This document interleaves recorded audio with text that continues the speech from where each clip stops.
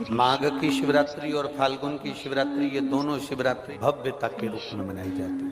भव्य।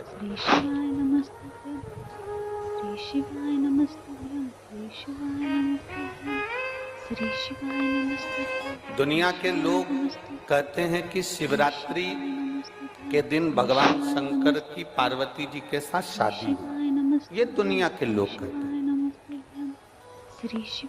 पर यदि जिसने शिव पुराण की कथा अगर अच्छे से सुनी हो और पढ़ी हो, तो शिव जी की शादी की जो तारीख है वो ये नहीं है। हमने पहले भी उसका वर्णन, भगवान देवाधिदेव महादेव के विवाह की जो तारीख है वो वैशाख शुक्ल पंचमी, शुक्ल पक्ष की वैशाख के महीने में जो पंचमी पड़ती है उस दिन भगवान शंकर और पार्वती जी का विवाह हुआ। ये जो शिवरात्रि है ये विवाह की रात्रि नहीं है। ये शिवरात्रि ब्रह्मा और भगवान विष्णु ने भगवान शंकर को पहचानने के लिए पृथ्वी पर भगवान शंकर के प्रथम शिवलिंग को प्रकट करा था। तो ये शंकर जी के जन्म की शिवरात्रि।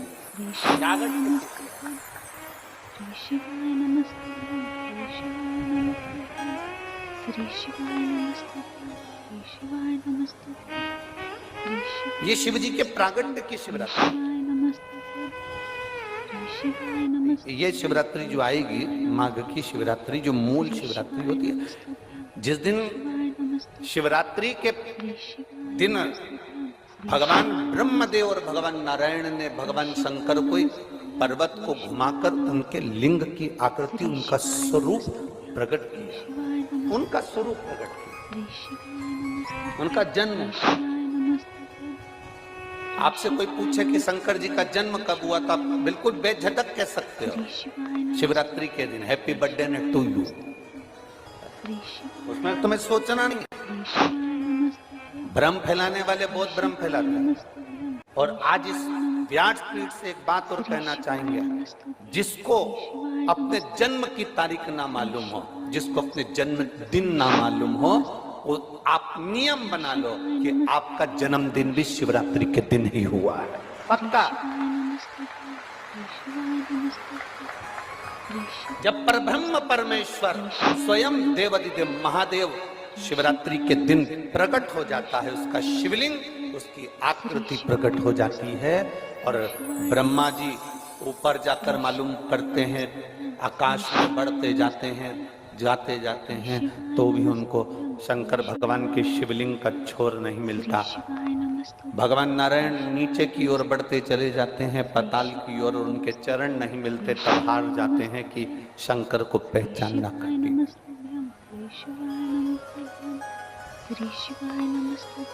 शिव को पहचानना, शिव को जानना कठिन है,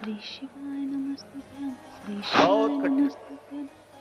जैसे शंकर को पहचानना कठिन है, जैसे शिव को पहचानना कठिन है, उसी तरह कोई संत को, कोई गुरु को, कोई सतगुरु को पहचानना कठिन। शिवरात्रि के दिन जो बड़ी शिवरात्रि होती है, माघ महीने के अंतर्गत जो आती है, ध्यान है आप लोगों को, उस शिवरात्रि के दिन सबसे ज्यादा जरूरी क्या होता है चढ़ाना? एक बेर। क्या जरूरी है? क्या बोलते हो? बेर की बोर, जो भी बोलते हो, जिसमें गुठली होती है और अपन लोग बोर खाते हैं, बेर खाते हैं। मात्र एक बोर, एक बेर।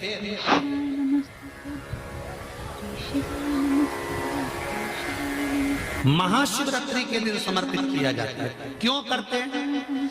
कि घर में जितने सदस्य रह रहे हैं उतने सदस्य को जिंदगी में कभी कोई ऐसी बीमारी ना हो और हमारे घर में रहने वाले सदस्य की अकाल मौत ना हो।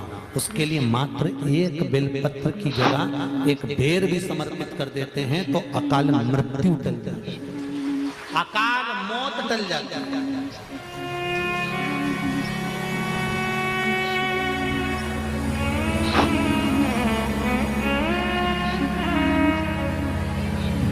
महीने शिवरात्रि आती है, जिसको 12 मासिक शिवरात्रि कहते हैं। हम कई लोगों से कहते हैं अगर जिंदगी में ज्यादा नियम नहीं ले सकते तो एक नियम ले लो, और उसका फल क्या होता है, ये मात्र 3 महीने की शिवरात्रि कर देते हैं, केवल 3 महीने की शिवरात्रि, ज्यादा कुछ नहीं कर सकते। हर महीने शिवरात्रि आती है। प्रत्येक शिवरात्रि के दिन 3 जगह पर दिया लगाना प्रारंभ कर दो। पहला, बेलपत्री के वृक्ष के नीचे। दूसरा, शंकर भगवान के मंदिर पर। तीसरा, आंवले के वृक्ष के नीचे। केवल ये 3 जगह पर दिया लगाना चालू कर दो। कौन से दिन? हर महीने की जो शिवरात्रि आती है, मासिक शिवरात्रि जो आती है, आप 12 महीने का नियम बनाओ कि मैं 12 महीने की शिवरात्रि का व्रत करूं ना करूं। मैं शंकर के मंदिर में 12 महीने जो शिवरात्रि आती है उस शिवरात्रि का नियम लेती हूं कि शिवरात्रि के दिन मैं दिया लगाने 3 जगह पर जाऊंगी। पहला, बोलते जाओ जम के, बेलपत्री के नीचे। दूसरा, शंकर भगवान के मंदिर में या शिव मंदिर की चौखट पर। तीसरा, आंवले के वृक्ष के नीचे। ये 3 जगह पर आप प्रणाम कर झोली पसार कर बाबा देवाधिदेव महादेव, माता लक्ष्मी और पार्वती के नाम से दिया लगाना प्रारंभ कर दीजिए। 3 महीने की शिवरात्रि पूरी हो, ये निश्चित है अगला पत्र आपका इस जगह पर मिलेगा कि बाबा ने मेरा ये कार्य किया। शंकर जी को शिवरात्रि पे क्या चढ़ाया जाता है? बेर। कितने बेर चढ़ाते हैं? शंकर जी को शिवरात्रि पर कितने बेर चढ़ते हैं? हर शिवरात्रि का एक। 12 महीने में कितनी शिवरात्रि आती है? 12 बेर शिव जी को समर्पित होते हैं शिवरात्रि के दिन। काय के लिए चढ़ाए जाते हैं? एक बेर का क्रम है। पहला बेर शंकर जी को जब चढ़ाते हैं तो वो वंश की वृद्धि करता है। दूसरे नंबर का बेर जब चढ़ाते हैं वो संपदा प्रदान करता है। तीसरे नंबर का बेर चढ़ाते हैं वो बच्चों को बुद्धि प्रदान करता है। चौथे नंबर का बेर जब शिव जी को समर्पित करा जाता है शिवरात्रि के दिन, वो घर में से रोग धोक बीमारी को हटाता है। 5वें नंबर का जो बेर शिव जी को समर्पित करा जाता है वो हमको रोगों से मुक्त करता है। 6ठे नंबर का बेर अटके हुए काम को बनाता है। 7वें नंबर का बेर हमारे कोई कार्य नहीं हो रहे उन कार्य को सफलता की ओर ले जाता है। 8वें नंबर का बेर हमारे घर में कुछ खुशियां लेकर आता है। 9वें नंबर का बेर हमारे घर में वैभव को प्रदान करता है। 10वें नंबर का बेर हमारे घर में संपदा देता है। 11वें नंबर का बेर व्यक्ति को एकादशी के फल के बराबर पुण्य प्रदान करता है। और 12वें नंबर का बेर व्यक्ति के जीवन को सौभाग्यमय बनाता है, नारी को अखंड सौभाग्य प्रदान करता है। 12 महीने शिवरात्रि आती है। हर महीने का एक बेर, एक शिवरात्रि का एक बेर भगवान शंकर को 12 महीने का इकट्ठा कर एक मूल शिवरात्रि के दिन शिव को समर्पित करना चाहिए। जीव को अखंड सुख की अनुभूति होती है, अखंड सुख। शिवरात्रि का प्रसंग कहता है अपने मन की अभिलाषा रखकर तुम्हें जो चाहिए, एक काली मिर्ची और तिल्ली के काली तिल्ली के 7 दाने। एक काली मिर्ची और तिल्ली के काली तिल्ली के कितने दाने? 7 दाने हथेली में रखकर अपनी कामना कर मन से अपने मन के बात को कहकर शंकर भगवान के शिवलिंग पर चढ़ा दीजिए। आपकी मनोकामना, कहते हैं हर महीने शिवरात्रि आती है, इस शिवरात्रि पर मुख्य शिवरात्रि पर चढ़ाओगे, अगले महीने की जब शिवरात्रि आएगी तो आपकी मनोकामना पूरी हो जाएगी। 1 काली मिर्ची और 7 काली तिल्ली के दाने, मात्र 7। महाराज, जिसके घर में क्लेश रहता हो, बहुत ज्यादा लड़ाई झगड़े हो रहे हैं, सास बहू के झगड़े, ना बहू कुछ सुनने को तैयार ना सास सुनने को तैयार, और घर में बेचारे पुरुषों की आफत, यहाँ भाई भाई झगड़ रहे हो, सास बहू में झगड़ रही हो, कुछ मत करिए। गेहूं की बाली को तोड़ो। गेहूं की बाली जानते ना, जिसमें आप लोग तो गेहूं की बाली को तोड़ना है, और बाली 7 बाली तोड़कर अपने घर में घुमाकर अपने घर का नाम और गोत्र बोलकर उसको शंकर को समर्पित कर दीजिए। जिंदगी में कभी सास बहू का झगड़ा नहीं होगा हमारा। शिवरात्रि के दिन उसको समर्पित करिए, आपके घर में कभी क्लेश नहीं मच सकता। 12 महीने शिवरात्रि आती है, और शिवरात्रि के दिन रात्रि को 12 बजे शंकर भगवान पर एक धतूरा चढ़ा दो। क्या चढ़ाना है? जम के बोलिए जरा। धतूरा।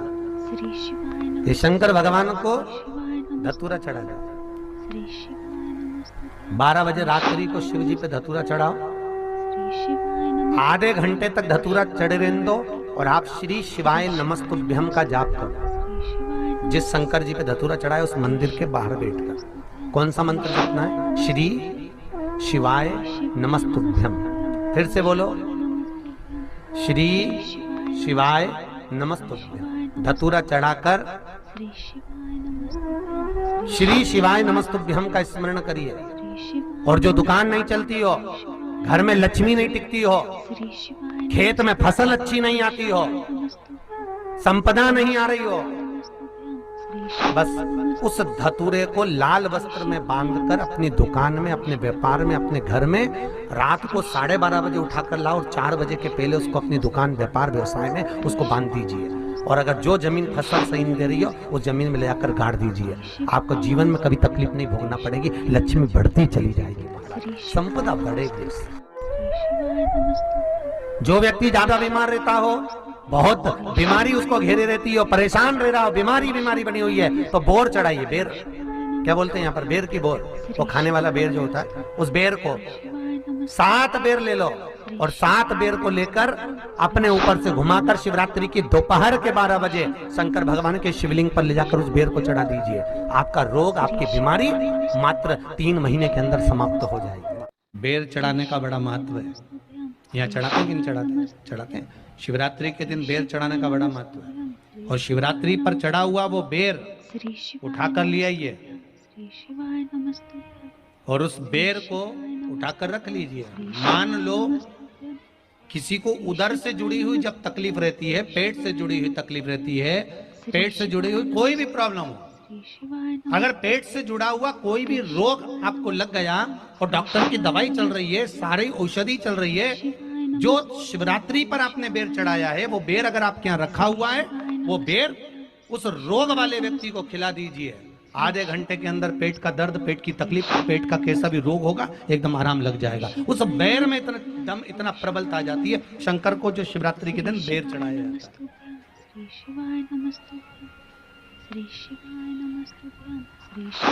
भगवान शिव पर समर्पित हुआ वो बेर का इतना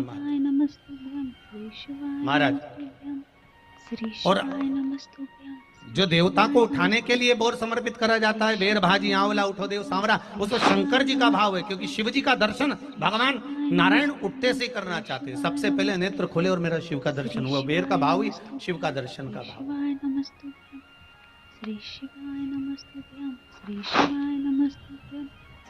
कितनी बड़ी औषधि होगी बेर के अंदर, जरा देखिएगा कि मेरे राम जी शबरी अम्बा के दरवाजे पर पहुंचे।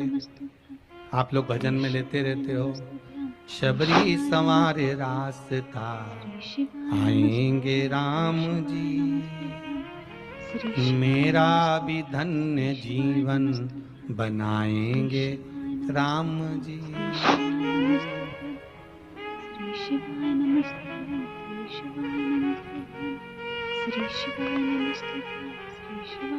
और बागों से चुन चुन के वो लेकर आई बेर की टोकरी। खट्टे हो चाहे मीठे हो पाएंगे राम जी, मेरा भी धन्य जीवन बनाएंगे राम जी। शबरी ने राम जी को बेर दिए। राम जी ने बेर खाया, प्रेम से खाया। याद आया पीछे लक्ष्मण खड़ा है, राम जी ने लक्ष्मण को बेर दी। ले लक्ष्मण, ये बेर खा ले। लक्ष्मण जी ने बेर लिए। लक्ष्मण जी ने बेर को देखा तो वो शबरी अम्बा अपने मुंह से झूठा करके दे रही है। लक्ष्मण जी ने बेर लिया, पास में रख लिया, फिर लिया, फिर रख लिया। सबरी जी राम जी को बेर दे, राम जी लक्ष्मण जी को बेर दे, लक्ष्मण जी वो बेर लेके पीछे फेंकते जाए, उठाए फेंका, उठाया फेंका, उठाया फेंका। अब कोई लक्ष्मण साधारण है? जब भगवान राम विष्णु हैं, लक्ष्मण शेषनाग हैं, शेषनाग अगर कोई चीज फेंकेगा तो क्या पास में फेंकेगी? उठाया फेंका, कोसों दूर जाकर गिरा। और वो बेर कब काम आया? जब लक्ष्मण जी को शक्ति लगी, बाण लगा, लक्ष्मण जी मूर्छा होकर जमीन पर पड़े, सुषेण वेद को बुलाया और वेद से बुलाकर पूछा कि लक्ष्मण कैसे उठेगा? तो कहा संजीवनी लेकर आओ। संजीवनी लेने के लिए भेजा। तब संजीवनी लेने के लिए जब श्री हनुमान जी महाराज गए, संजीवनी बूटी जब लेकर आए और लक्ष्मण जी को जो दी, तब राम जी पहचान गए ये संजीवनी कोई दूसरी नहीं है। लक्ष्मण जी को जो बेर खाने को दिया था, वो बेर फेंक दिया था, उसी बेर की पत्ती है जिसको निचोड़ निचोड़ कर लक्ष्मण जी को खिलाना पड़ी है। तो राम जी रोते रोते बोले पहले ही खा लेता तो खाना नहीं पड़ती। लगे तो खाया ही। श्री शिवाय नमस्तुभ्यं, श्री शिवाय नमस्तुभ्यं, श्री शिवाय नमस्तुभ्यं। यहाँ तो सीधी सीधी बात है ना। कहा पोलियो की दवाई, जन्म लिए बच्चे से लेकर 5 वर्ष तक के बच्चे को पोलियो की दवाई पिलाई जाएगी। पोलियो की दवाई पियो तो हाथ पैर से विकलांग नहीं होगे। बोलो, बोलते कि नहीं बोलते? पियो विकलांग नहीं होगे। जो नहीं पिएगा वो हाथ पैर से विकलांग हो जाएगा। उसी तरह शिव महापुराण की कथा, जिसका जन्म नहीं हुआ, जो माता के गर्भ में है, उससे लेकर जो मर रहा है उस तक के व्यक्ति को सुनाई जाएगी। पोलियो की दवाई नहीं पियोगे, हाथ पैर से विकलांग हो जाओगे। शिव महापुराण नहीं सुनोगे तो काम, लोभ, विषय, आसक्ति से विकलांग हो जाओगे। इसलिए सुनो, ये सुनने का विषय है, इसको श्रवण करना, हमारे जीवन में उतार। शिवाय नमस्तुभ्यं, श्री शिवाय नमस्तुभ्यं, मिलेगी। श्री शिवाय नमस्तुभ्यं, श्री शिवाय नमस्तुभ्यं। श्री शिवाय नमस्तुभ्यं। दोस्तों, हर हर महादेव। स्वागत है आपका हमारे एक और वीडियो में, जिसमें हम बताने वाले हैं कि रोग मुक्ति के लिए प्रदीप मिश्रा महाराज ने क्या उपाय बताए हैं। तो दोस्तों, अगर आपको बहुत भारी रोग है या आपके परिवार में किसी को बहुत भारी रोग है, आपके सास को या आपके पिताजी को या आपकी माताजी को या आपके पति को या आपको खुद कोई भारी रोग है, तो आप उसे कैसे महाशिवरात्रि के उपाय से खत्म कर सकते हैं। तो दोस्तों, आपको करना क्या है कि महाशिवरात्रि के दिन आपको 7 बेर लेने हैं और उसे दोपहर के 12 बजे, याद रहे दोस्तों, आपको ये काम दोपहर को ही करना है। दोपहर के 12 बजे उस 7 बेर को अपने ऊपर से 7 बार घुमा लेना है और उस बेर को महाशिवरात्रि के दिन शिवलिंग के ऊपर जाके रख देना है। कोई भी बीमारी हो दोस्तों, कितनी भी बड़ी बीमारी हो, आपको वो बीमारी का हल ज़रूर मिलेगा और वो बीमारी जड़ से ख़त्म हो जाएगी। तो दोस्तों, अगर आपको हमारी वीडियो अच्छी लगी हो तो हमारे वीडियो को लाइक करें, हमारे चैनल को सब्सक्राइब करें और हमारे वीडियो को ज़्यादा से ज़्यादा शेयर करें। मिलते हैं एक और वीडियो के साथ, तब तक के लिए श्री शिवाय नमस्तुभ्यं, हर हर महादेव।